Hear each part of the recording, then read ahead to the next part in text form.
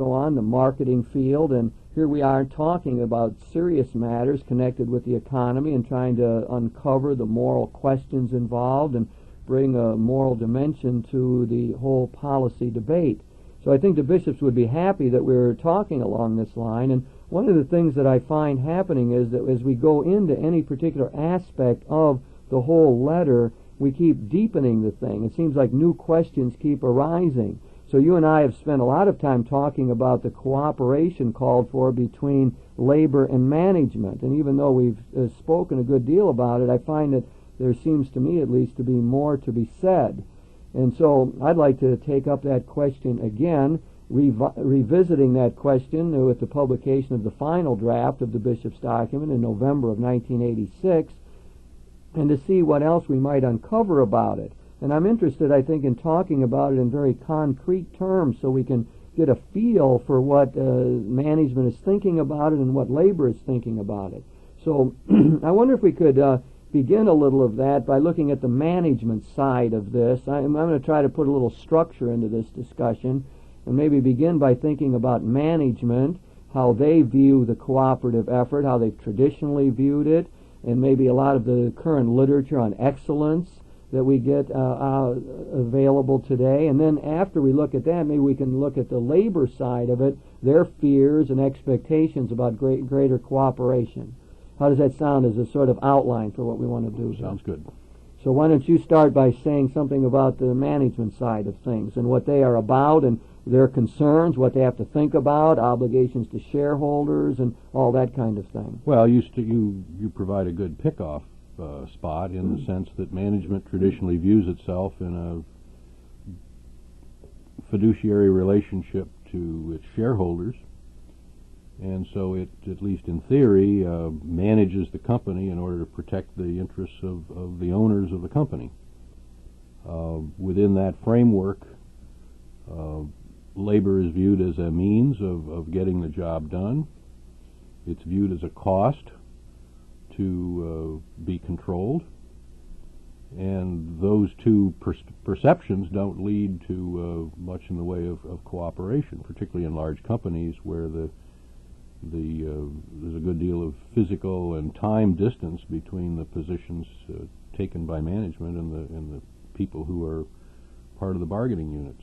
Tom, if you begin to think in those terms, certain problems arise, don't they? I mean, you might get, for example, management deciding to move a whole operation, to move their plant to someplace else without giving much thought to the plight of the workers left behind, or without thinking of the contribution these workers have made over many years to the building up of this industry, to the supplying of capital for new investment, and so on.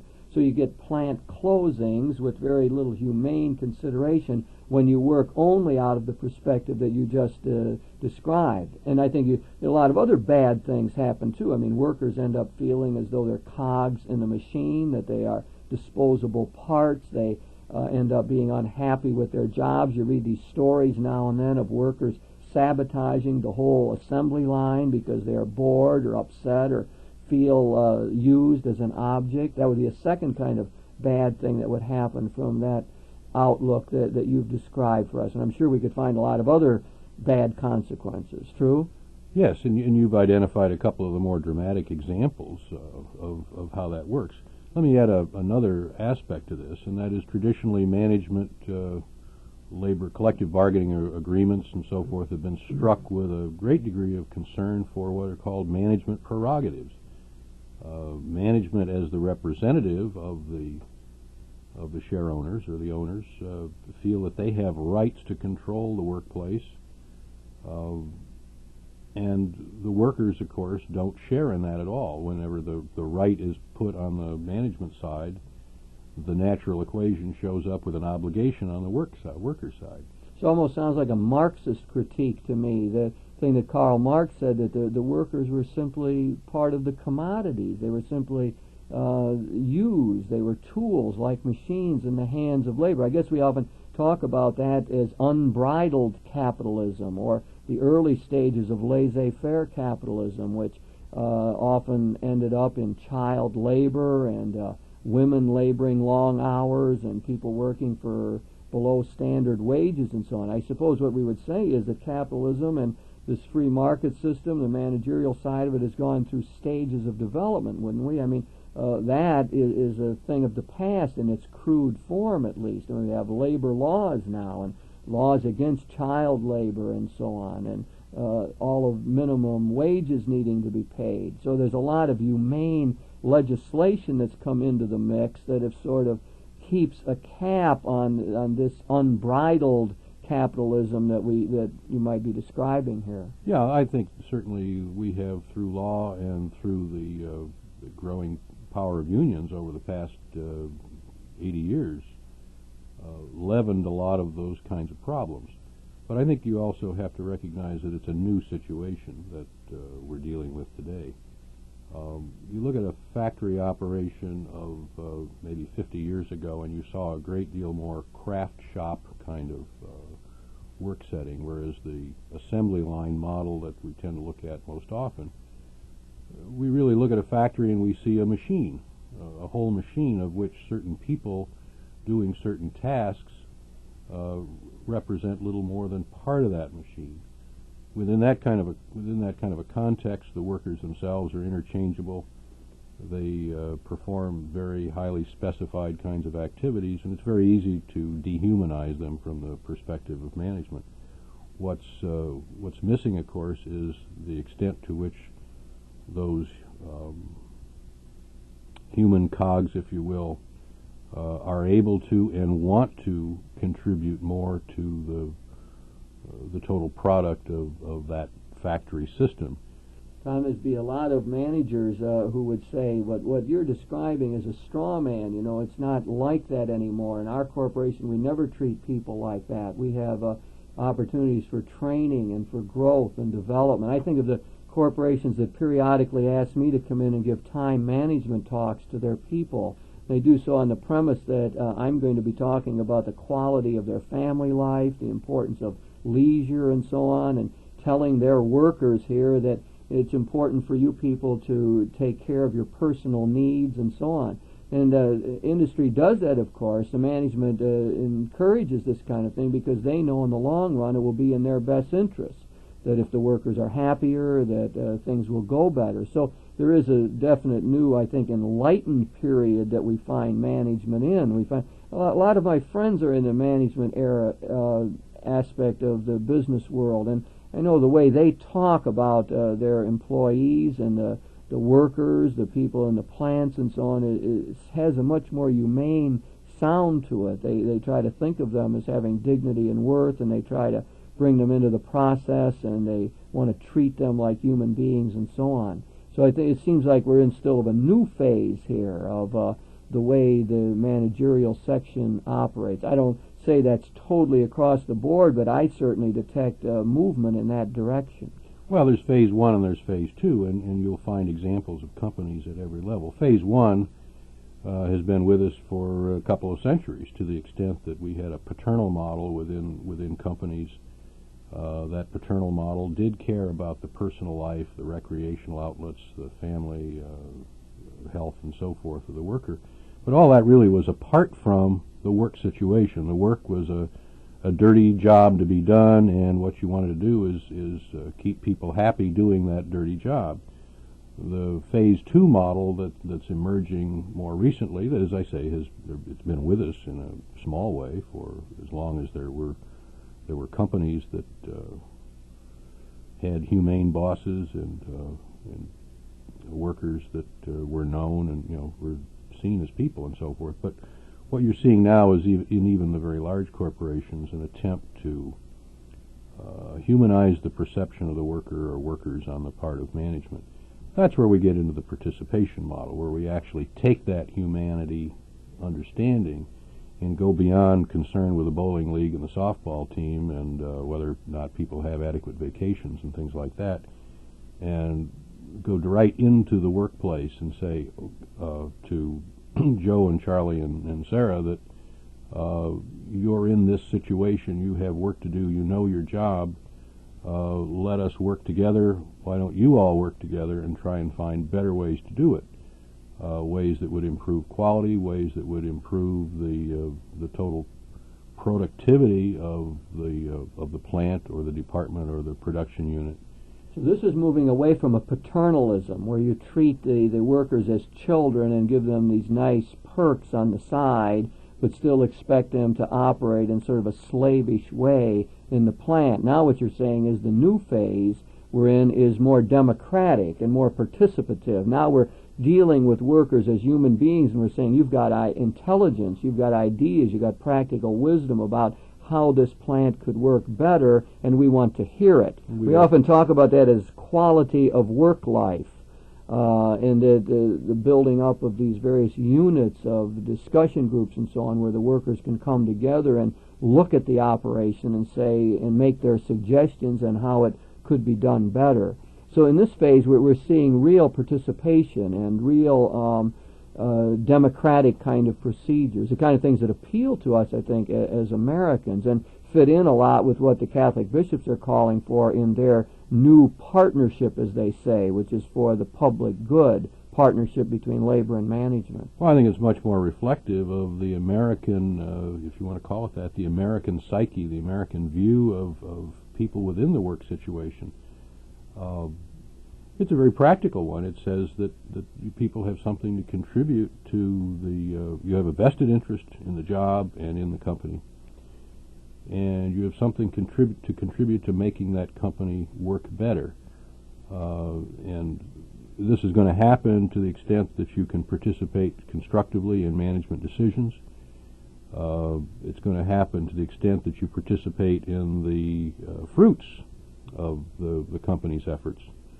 It means that, being realistic about it, that you share in the threats that the company faces, but you also share in the opportunities that we're able to capitalize on with your efforts.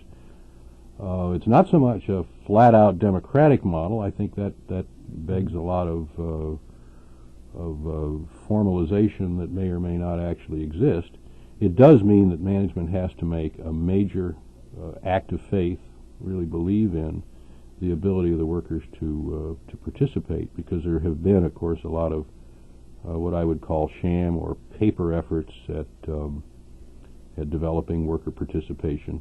We're really talking about a new way of organizing certain kinds of companies with certain kinds of industrial processes that we traditionally haven't done before.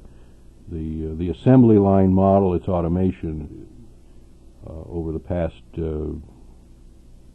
however long automation has been with us, 20, 30 years to a degree certainly, by and large has been to reduce the human component of the equation. The new thinking, if you want to call it that, which really isn't all that new, except that the crisis that we've been talking about over the past 10 years or so, certainly in this part of the world, makes us wake up, shakes us up a little bit. When you say crisis, Tom, you're talking about the international economic crisis, the fact that we have not been very competitive in the world market, that we've lost a share of the world market, that the Japanese, for instance, are often doing things better than we are, creating better quality products and so on.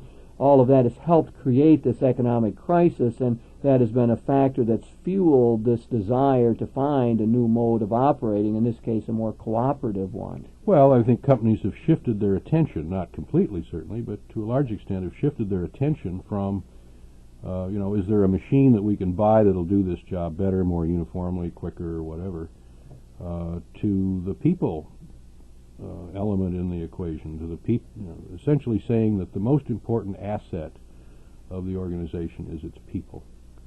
Tom, that fits in perfectly with what the bishop's economics pastoral is all about. They keep saying any economic system must be judged in the light of what it does for people and to people and with people. It's a very personalist document in that sense. It wants human beings to be at the center of our decision-making about economic matters. And I suppose that's one of the reasons they call for new structures in this whole business of cooperation.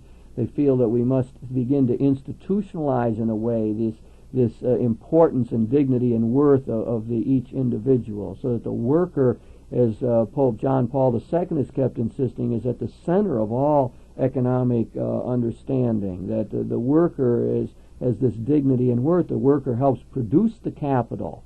We wouldn't have capital without workers' sweat of their brow, so that that brings them to the fore and really brings this moral dimension to the whole question. Yeah, and the nice thing about this discussion, I think, is that it focuses on the company, the firm, which is the key unit in the economy, as opposed to the people focus, where most of the discussion on the bishop's letter has been, that I've at least participated in, has largely been at the macro level. We're concerned about welfare laws, and we're concerned about poverty, and we think of these institutional mechanisms primarily as being governmental in character, changing regulations, changing public policy to put more focus on people. Well,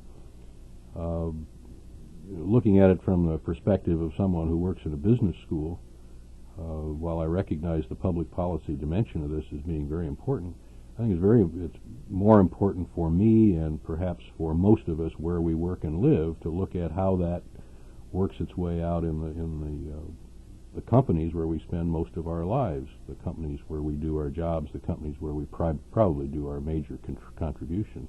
Tom, I think that as I look at this from the management side of things, I'm sure that one of the problems is the sense that management will lose its prerogatives. In other words, management says, well, I worked hard to get here. You know, maybe I rose up from the assembly line and I'm now a supervisor, and I should be telling other people what to do now. And if I begin to share all my power, then I lose my status and my whole prestige. The whole system is built on the idea that I've risen up above and now can begin to tell other people what to do. I think that in management there is a great resistance to move to this more participatory model. It's sort of built in. There was an adversarial relationship, and now I'm on this side of the equation, and by golly, you know, I'm going to have a say in how this whole thing runs. I think that there's a lot of education that would need to be done on the part for managers to be able to function effectively in this model. Some people will feel threatened just by sitting down in a discussion group and saying, well, how could we do this job better, or shall we rearrange the assembly line, or how can we keep this plant under better maintenance, and so on. That becomes very threatening to some people. Their very personality structure says, no, we need an authoritarian structure. We have to say definitely how this is all going to be done. So I would guess out of that, I believe that analysis is correct, we would need to say we need education for managers. We need to help managers find new ways to relate to the workers. The real problem has been, at least in the case histories that I'm familiar with, the real problem has been at the middle management level. People rise into management positions to a large extent, as you say, because they have personalities that prompt them to want to have control.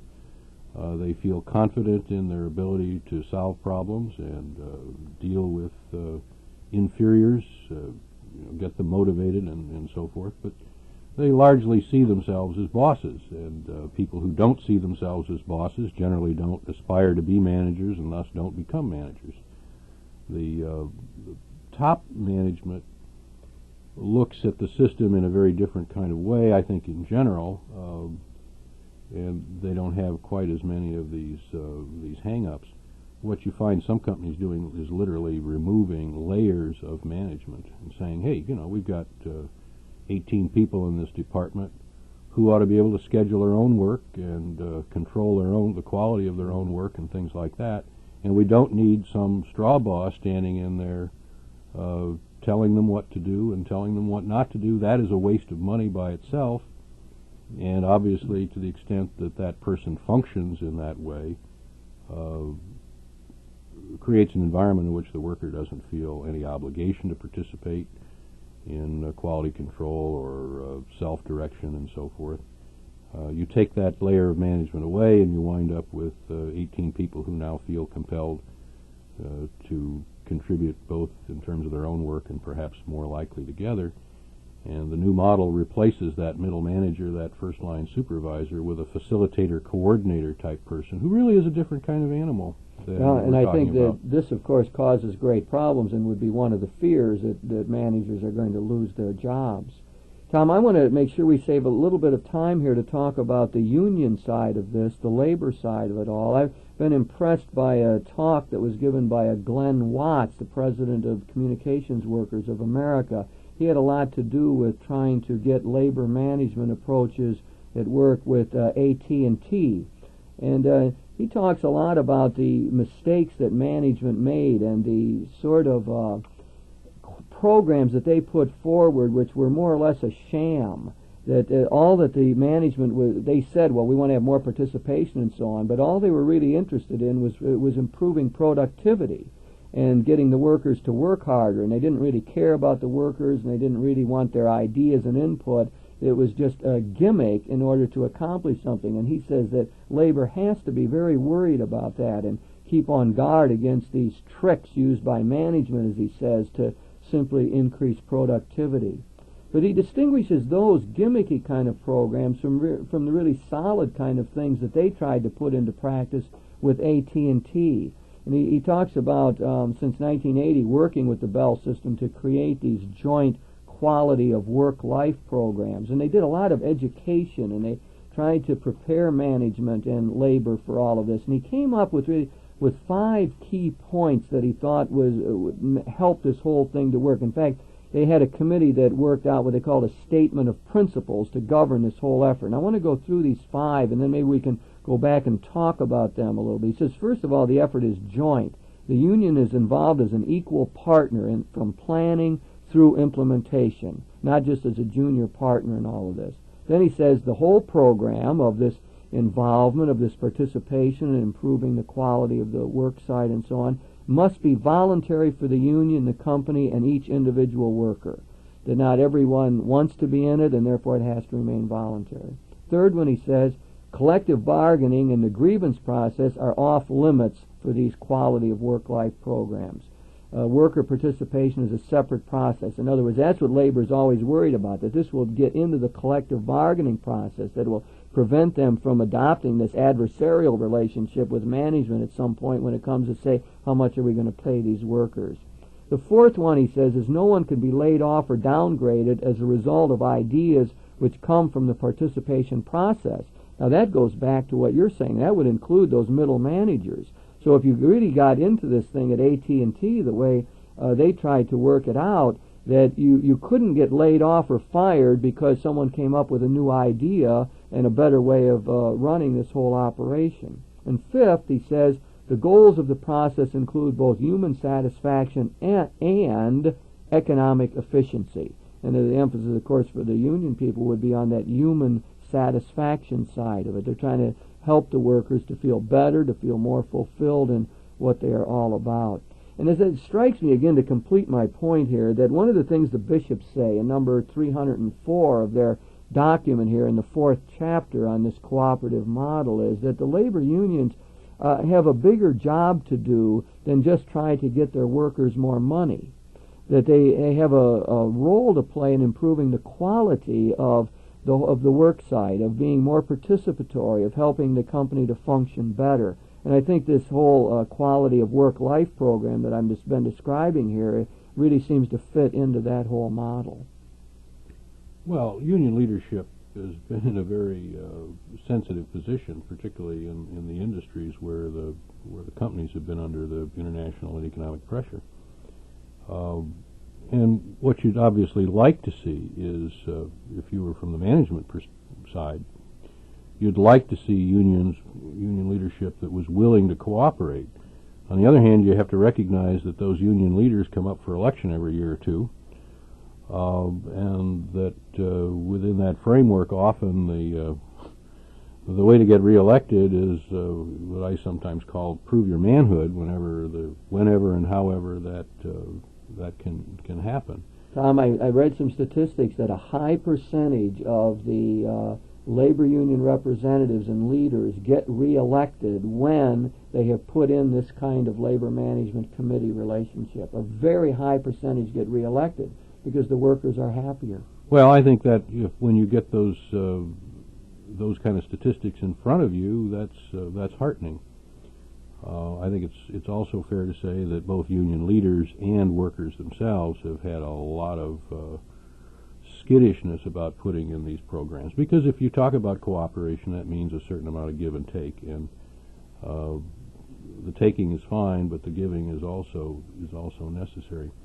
Well, I think the model that Watts is referring to there is a reasonably good one. I can see where managers might argue with some point or other with it, but the main point that he makes is that this has to be real. It can't be simply an artificial device in which the companies are trying to paper over a problem. That if we talk about worker participation in the job, and we talk about trading certain kinds of wage compensation items for job security and so forth, that has to be real. And Tom, I hate to cut you off, but we're running out of time. It seems like we have trouble exhausting this topic. We just keep going around it, and this time we're trying to look at the cooperation between labor and management from each side, trying to see some of management's problems with it, and also some of the fruits that come from a more collaborative effort. And then we tried to look at the union side of it and some of the concrete programs that they have advocated. It seems to me the bishops are on target in calling for this greater cooperation.